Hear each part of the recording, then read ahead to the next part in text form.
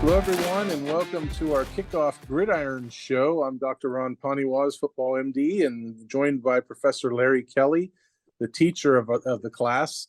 And we are back here for another year of Gridiron, as it's Gridiron 2023, the honorable mention Gridiron show. Larry Kelly, welcome aboard. Yeah, well, listen, we need a little bit of music. You know, my man Pete Sirianni said he's have some bells and whistles this year. Well, I don't hear any bells and I don't hear any whistles. If he doesn't have any music to start the next show, then I'm going to get it for us. You understand? I'm going to get it for. We'll get a little Motown. We'll get something going here to open up this show because, number one, I don't like being second in anything. I never heard anybody. I saw it the other day. Somebody had a quote that said, the only time you ever want to hear the chant, we're number two, is in a pencil factory where you're number two pencil. So we were second in the state 2 years in a row. Last year, honorable mention. Listen, if the director of the groove ship doesn't get a little better, then I'm taking over the reins. So you should let him know. There you go. Okay, well, the only thing I will tell you, Larry, is be careful what you wish for, because if you want music, you will get all the 10-cent type music that you can handle, my friend. I want a little opening music. Every podcast got opening music. We got no opening music, my man. I need some opening. I'm going to get some opening music for us. Next show. Yep. So on this episode, we're going to talk about Athlete of the Week and a young we were well aware of and know exactly who he is. I had a very nice performance, and then we'll transition to our topic. We'll have like a two-headed monster type topic. You know, we'll do two different things in our topic, and then we'll close it up to our schedule portion. But let's start off with Athlete of the Week, and we'll do that faster than you can say Ticonderoga, if you can say Ticonderoga. And that is the Athlete of the Week, Braylon Thomas of Union High School. You want to talk about pencils, my friend? There you go. And that's a good Three Stoogesism too.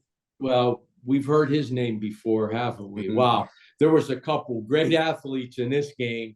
Braylon Thomas, very deserving Athlete of the Week, 14 for 28, 196 yards through the air, 3 TDs, and then 21 carries for 125 yards on the ground. And just to ice it at the end, let me intercept the pass to seal the deal.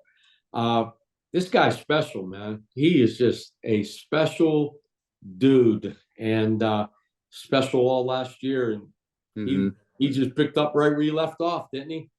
Yeah, and he had the 14-yard scoring run with 38 seconds left to give them the lead in the game. Boy, I tell you what, as what you talked about with Braylon Thomas, a key question to Braylon would be: is there anything you can't do? At all, because he does everything very, very well. Doesn't matter if he's playing football, doesn't matter if he's playing basketball. I think he plays baseball. Very good athlete. Wow. And he's a big game player, meaning that, in the biggest games, he seems to have the biggest moments. And I'm sure, listen, this Mohawk football team is going to be good. They have some athletes on that team too. Jay Rona, Bobby Fadden, just to name a few. But I can't let Braylon Thomas beat me in the last 30 seconds of the game. I can't. I just can't. I got to do something from a defensive standpoint to get the ball out of his hands. Can't let him beat me. Got to make him do something with it other than run it in from 14 yards out to beat me. That's easier said than done, though. If it was a baseball game, I'd walk him. If it was a hoop game, if he got the ball, I'm double teaming and make somebody else beat me. Yeah, and that's the thing. You touched on the other sports with football. I mean, you got Mike Gunn out there. You got Dane Jonke. There's other guys out there that if you basically say, let's, keep a spy on Braylon, and you kind of divert your coverage from other guys, you're going to have a Dane Jonke or Mike Gunn or somebody, roaming free in the secondary, where Braylon Thomas can dance around in the pocket, find enough time and get the ball to him. So, to your point, yeah, you're right. You want somebody else to beat you. It's just with that team, I don't know how possible that is. Maybe there isn't another answer, but I'm not letting Braylon Thomas beat me. And again, I'm not a football coach, and maybe there's just no way, but man, he's just too special. Yeah, but they have other weapons. There's no ifs, ands, or buts about it. They have other weapons. Let's talk a little bit about Mohawk in this game. I mean, uh, they they had the game won with 40 seconds to go in the game, and they put up a boatload of points, 35 points against a pretty good Union defense. This Jay Rona special. I said he's a 3-sport star. You corrected me and said 4 sports, which is true. Is he a better basketball player or a football quarterback? He hit about 580 last year in baseball in our section. He's special. And as I said, yeah, once again, Bobby Fadden, only a 10th grader, another great game. He catches a 72-yard bomb. Dante Retort catches a 44-yard scoring strike. So these two teams are going to have I think a really, really, really. They're going to go far in the playoffs this year. Just too many athletes on the field. Absolutely. Lawrence County was certainly treated to quite a classic football game on Saturday, and probably a good thing that it was a Saturday night where outside of Neshannock playing over at Sharon, they had the spotlight all to themselves. I don't want to say that game would have got lost in the shuffle on a Friday, but when you have 4 or 5 or however many other games, just imagine how many less people would not have been attending that game. Yeah, why was the game played on Saturday? Do you know? That I don't know, but then again, it could have been just like a showcase game. Maybe Union wanted to, put that out there and get quite a crowd on both sides. Yeah, I mean, great athletes on both teams. Wow, and just again looking at the stats in this game, they put up big numbers, and it truly was the game of the week. There's no question about that. Okay, that's athlete of the week, Braylon Thomas, for his 196 yards passing, 125 yards rushing, 3 touchdowns through the air, 2 on the ground, and the game-saving interception in the waning moments to thwart a Mohawk drive and preserve a 40-35 Union victory over Mohawk. Again, Braylon Thomas, athlete of the week. Don't go too far because we have our topic segment coming up next, and we'll do that shortly. There's one thing I learned growing up around here. People should look out for each other. Be friends and neighbors that you can count on. So it bothers me when people who are hurt in automobile accidents get bullied by the insurance company. I don't let bullies run over my clients. I do what I was taught growing up. Step up, stand up, and speak up for those who can't. I'm Larry Kelly, and I'm a Newcastle guy.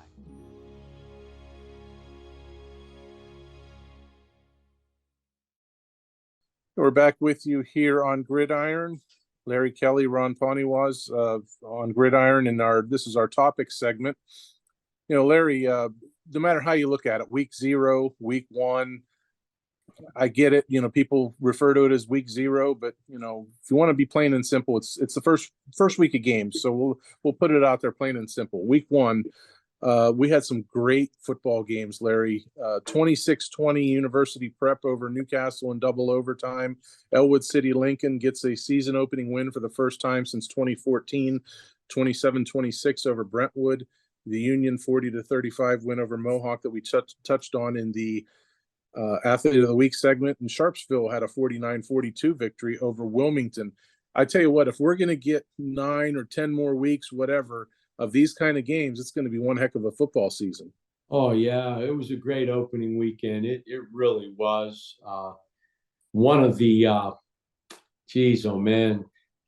maybe one of the best opening weekends I can remember in a long time. But some great football games that went down to the end. Newcastle was double overtime. They lose a heartbreaker in double overtime. Elwood City makes the stop. They go for 2 at the end. And I believe intercept the pass in the end zone to save the day there. So, yeah, some great football. Yeah, the interesting thing, I was talking with Dan Bradley after the game.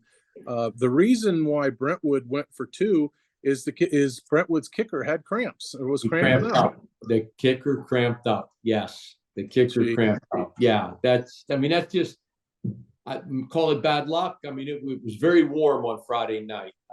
But the fact of the matter is, he, Elwood still had to make the stop, and they did, and to win a game. It's the first opening win in almost 10 years for their school. I think, did you say 2014? Correct.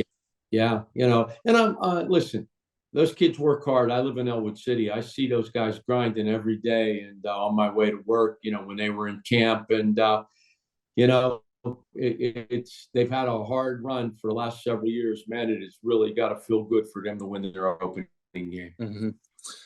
So now let's talk about some of the football teams from our county, and we're going to go play a little game of discouraged or encouraged, and we'll give you a team and explain a little bit about their first game, and we'll ask you if you're discouraged by their performance or encouraged, or how you feel about it. So first off is Newcastle, which now has lost 10 straight games. Larry, they had the ball late in the fourth quarter. They were marching it, picking up first downs, key third down conversions, moving the sticks, this and that, eating up clock. And next thing you know, there's a fumble. And they were on University Prep's side of the field. And University Prep, well, I tell you what, the very first play after that fumble, they went long, 65 yards for a touchdown. So are you discouraged by the opportunity to pick up a win at home, snap a long losing streak, or are you encouraged by the fact that they hung in, they played a spirited game of football for 4 quarters plus 2 overtimes? Well, here's what encourages me is that they rushed the ball for 305 yards. And, my guy, Kayvon Gardner, had a great game. I coached this kid in 9th grade when he was a basketball player. He got the heart of a lion. He is a tremendous athlete. His last year, I think he was a Whippeal champion in maybe the 100-meter. He's just one of those special athletes. So encouraging, 305 yards on the ground. Held the other team to 147 yards rushing.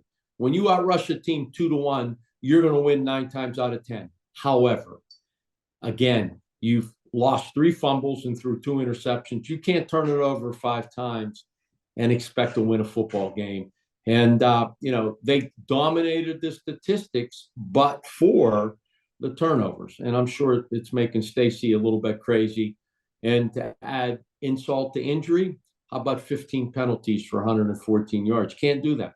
I mean, listen, I'm not a football guy, and I know that. You can't turn it over, and you can't commit all of those penalties. It would be the analogy I would use in baseball is that as a team, you strike out 10 times and you walk 10 of their guys. You can't do that. That's a losing formula. But I am encouraged that Newcastle, it looks like they dominated the line of scrimmage. And that's important in every high school football game. Okay, so you supported both sides of it. Well, I did. I did. It's easy to pile on. You want to pile on, say they lost 10 in a row. You want to throw in the top. Listen, there's a lot to be encouraged about when you rush the ball for 300 yards in a high school football game, and you can hand it off to Kayvon Gardner, who's special. So there's a little of both. However, it's the same old song. You can't turn it over, and you can't commit these penalties. You clean those up, you got a chance to win some games this year. Yeah, the 10-game losing streak just happens to be fact and reality. There's nothing about piling on. So let's talk about Union and Mohawk. We'll combine them into 2 since they played each other. For Union, more discouraged by the fact that they gave up the 35 points, and had a rough performance from that perspective, but they played against a really explosive offense. Or are you encouraged by the fact that they gave up, I think, just 7 points in the entire second half and came up real big, with the game on the line and a game-ending interception? I think they turned over Mohawk 3 times in the second half, at least. Look, if I'm Mohawk, I'm encouraged. I mean, they threw the ball for 349 passing yards, and I believe might have had 4 touchdown passes. That's special stuff in a high school football game. It's just that's special stuff. So I'm encouraged by that fact, and it's no shame using the Union again. Probably the best team in 1A in the WPIAL. I mean, I look for them to repeat this year. That's how good they are, and so no there's no shame in dropping that first one. You know, the one thing Mohawk maybe want to be a little more concerned about, they only rushed the ball for 40 yards. You know, but again, they threw it for 349. That's who they are. You know, when you look at statistically what they did, 12 for 24, but 3 passes intercepted. When you throw it that much, there's a pretty good chance you're going to turn it over. And they turned it over 5 times too, and probably was the reason they lost the game. And Wilmington trails 21-0 right from the get-go against a really good Sharpsville team. Ends up taking a 42-41 lead with under a minute to play, and immediately Sharpsville's in the end zone on a long pass play, and they've got a really good quarterback, certainly. So are you more encouraged by the fact that they battled back and they ran their offense the way they do with a lot of rushing yards? Or are you discouraged by the fact that, you know, everybody always claims Hounds hammer defense, and they gave up a 49 spot, especially with a key touchdown with the game on the line, just needing one stop? Well, it was an interesting statistic. I happened to see Michael Copper over the weekend, and he said, and he gave me a very interesting statistic, and I'm looking for it here. How many rushing yards did Wilmington have? Do you recall? Not offhand. It was the first time when they rushed the ball for over, I don't know, maybe 300 yards. I'm looking for their rushing yards here. Did they play Friday night? Was that a Friday night game? Yeah, let me get the rushing yards here. Because when they rushed the ball, and they did in this game, I'm going to get it to you right now. Yeah, when they rushed the ball for over 300 yards, which is what they did, they were like 49-0. And they rushed the ball for 362, and now they're like 49-1.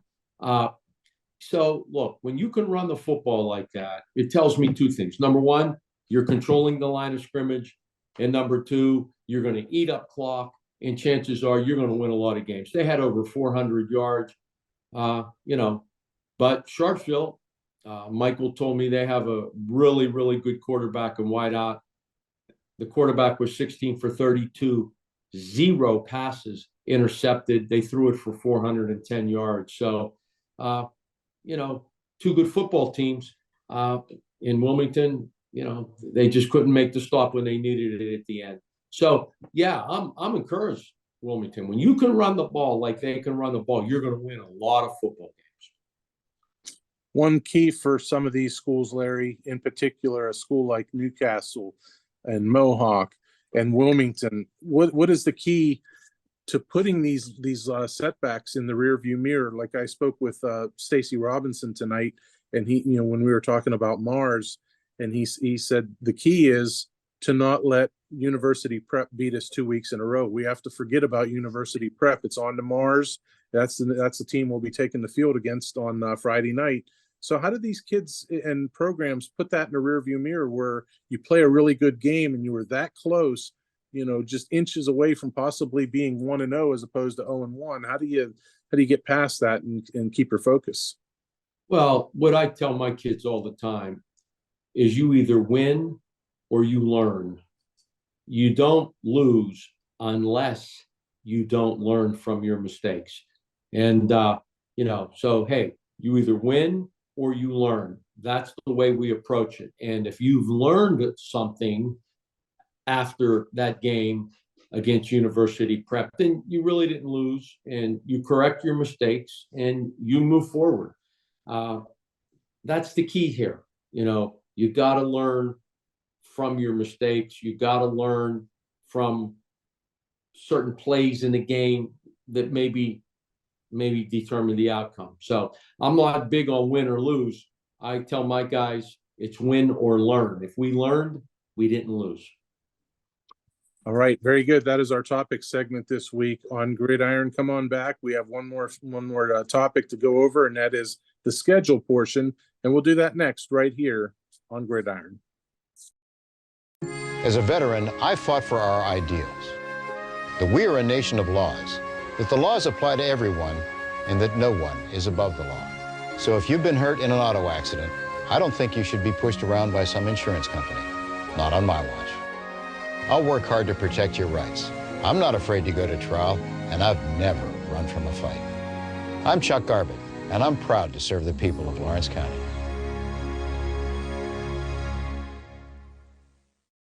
Okay, we're back with you here on Gridiron. This is our scheduled portion of the show. This is Friday, September 1st. And where's your birthday hat, Larry? This is birthday. It right? is my birthday. Right. I'm going to be the big 7-0, brother. Right. September 1st, my birthday, Friday. If you have a gift, I'll accept it early at LGKG 315 North Mercer Street. If you want to bring it up early, Ronnie, I'll take it a little early. I'll be around all day tomorrow. It's in the mail. All right. Yeah. All right. Friday. Most of these are all Friday games with the exception of one. So these first several games are Friday. Mars 0-1 at Newcastle 0-1 non-conference. Mars lost to Montour 37-28 in the opener. So this is going to be a formidable opponent for Newcastle. And last year, Mars put one on Newcastle, I believe 51-7. So, that was on the road. This is at home.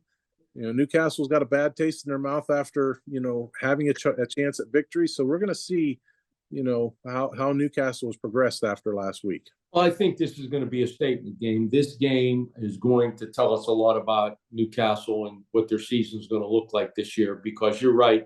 Mars is a good football team, and they pasted Newcastle last year. So, again, Newcastle doesn't necessarily need to win the game, but they need to be competitive. And if they are, that will tell us a little bit about who they're going to be moving forward. And if they're not competitive, that too will tell us a little bit about who they might be moving forward. So let's hope the Red Hurricane, stands tall on Friday night and plays them tough. All right, Neshannock, which is 0-1 at Laurel, which is 1-0. Spartans lost a lot of players to graduation from last year's team, and they turned around and looked really good in the opener at New Brighton. It was a competitive game through three quarters, and they put it away in the fourth quarter. Ben Hennon with 3 touchdowns on the ground, and I believe 230 rushing yards on 27 attempts, and he also added a fourth when he recovered a blocked punt in the end zone. Spartans just up to their old tricks. They won 37-6 at New Brighton last week. Who would, if you just looked at the score, the box score, you would say, did they really lose that many kids to graduation? Well, they did, but they've got great coaching and great kids in that program. Well, they know how to win games out at Laurel, and the coach has been around a little while. He knows how to win games. And they always run the ball, and I think that's the key to being successful in high school football. I think you have to be able to run the ball, and for Neshannock this week, they can't give up 255 rushing yards again and expect to be successful. So if they're going to win this week, I think they're going to have to do a better job, controlling the line of scrimmage and keeping Laurel from, running the ball, eating the clock, and just controlling the line of scrimmage. Pair of winless teams going at it at Quaker Valley. Mohawk 0-1 at Quaker Valley. So another non-conference game. Warriors, I tell you what, as we both talked about it, quite often today, they're very loaded offensively. If their defense could come to play, they're going to be in a lot of games and win a lot of games too. Yeah, they throw the ball a lot, right? I mean, that appears to be their MO, and man, do they throw it well. As I said, 4 touchdown passes, over 300 passing yards. That's impressive. And but when you do that, they're normally their touchdowns were, one was 44, I think one was 72. Quick strikes, it puts your defense on the field, and if the other team was controlling the clock and the ground game, it's going to be tough for them. But a lot of athletes on that team, and I expect them to take care of Quaker Valley on Friday night. Yeah, absolutely. All right, Union at Elwood City Lincoln, 2 county schools going at it. Both of them are 1-0, as we said before. Elwood City with its first season opening win since 2014, and Union the defending WPIL Class 1A champions. So this is going to be an interesting game. We're going to see where Elwood City stacks up. Naturally, Elwood City, I believe, is is 2A Midwestern Conference. So another test for the Scotties. Well, Union's going to be the favorite in this game. Again, I think Union's probably the best team in Class 1A in the WPIAL. If not the best, at least in the discussion as being one of the best. And this will be a statement game for Elwood City. You know, has their program actually taken the next step, in becoming a solid and consistent football program? We'll know a lot after Friday night's game. Is this another game like Newcastle against Mars, where Elwood doesn't necessarily have to win the game, but if they battle and they're right in it and very competitive, we're going to learn a lot about the type of team that Elwood City has. Exactly. That's exactly right. They don't have to win, but what they do have to do is be competitive. You know, they ran the ball for 256 yards last week. That's winning football. And, they held Brentwood to 30 rushing yards. So that tells me that they controlled the line of scrimmage. And, if they can do that against Union, they have a chance. But Union has so many guns, and I say, don't let Braylon Thomas beat you. Well, that's nice to say sitting here in my office. If I had to be the defensive coordinator and figure out how I'm going to do that, that might be a little bit of a different story. Yeah. Okay, and the last game for Friday, these are all 7 p.m. Friday games, is Wilmington, which is 0-1 in region play and 0-1 overall at Greenville. And Greenville lost last week to Hubbard from Ohio, 35-7. So both teams are looking to get in the win column in this game. And Larry, Wilmington's got to go on the road, but they showed last week that they've got the team. And last year they got blanked by Sharpsville in that opener. This year they probably should have beaten Sharpsville or had every right to beat Sharpsville. So maybe this isn't going to be a 2022 type of season for Wilmington. Well, I mean, again, if you rush the ball for 300 yards, you're going to win a lot of high school football games. So that's what I expect Wilmington to do this week against Greenville. And good things happen in a high school football game when you can run the football. And that's their staple. That's what they do. That's what they've always done. Last week they passed it 8 times, completed 2. That's not who they are. They run it and run it down your throat if they can. And I expect them to do it this week against Greenville. Okay. And then Saturday, September 2nd, we have Shenango 0-1 at Western Beaver, which is also 0-1. The Golden Beavers lost last week in the regular season opener to Beaver, and Shenango got beat by Our Lady of the Sacred Heart 32-10. So Larry, just your thoughts on Shenango and where they're at right now as a program. Well, those are my guys. Sammy Patton is the quarterback, and he's a tough kid. He was a great baseball player for me.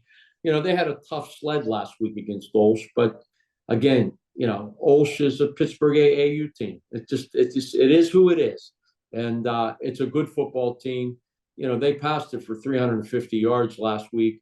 So I'm sure Coach Jimmy Graham's working on his pass defense. I'm guessing there was I know there were a few breakdowns in the secondary that allowed them to hit a few big plays. But Shenango scrimmage, Mohawk opening scrimmage, and they look pretty good. So I expect a bounce back for them this week. Western Beaver is good, but I'd like the Cats to bounce back this week. All right. Sounds good. Okay. Well, very good. That is our show for you this week, unless you have anything else that you'd like to put out there in the universe for us, Larry. Well, thank you for having me back. I always enjoy our time together. I'm going to talk to the director of the Groove Ship. We're going to get some music to open our podcast next week. And, again, We Are Number 2 just doesn't have that ring to it. Again, unless you're a pencil factory, and that's what we're not. So we're in this to win it. And I think we're going to be number 1 in the state this year with podcasts. In fact, I'm predicting it. Put it in the book, Ronnie Poniewasz. Put it in the book. I hate to tell you, but as honorable mention, you're not number 2. You're 3rd or below. So we don't even mention honorable mention. No, we don't want to do that. Come on, guys. We're in it to win it. So yeah, we're gonna dress this show up a little bit. I'll have music if Pete doesn't have music to open us up, I'll have a little music. I might bring in some Temptations, maybe some My Girl or something to open us up. I might even sing next week, Ronnie. Might even sing. Yeah, we want viewers to stick with us, Larry. We don't want people leaving, that's for sure. How do you know I got a bad voice? Maybe I got a good voice. Remember, I was in a few shows at the Newcastle Playhouse, so you don't know. You don't know. We're going to do it a little different moving forward. Moving forward together.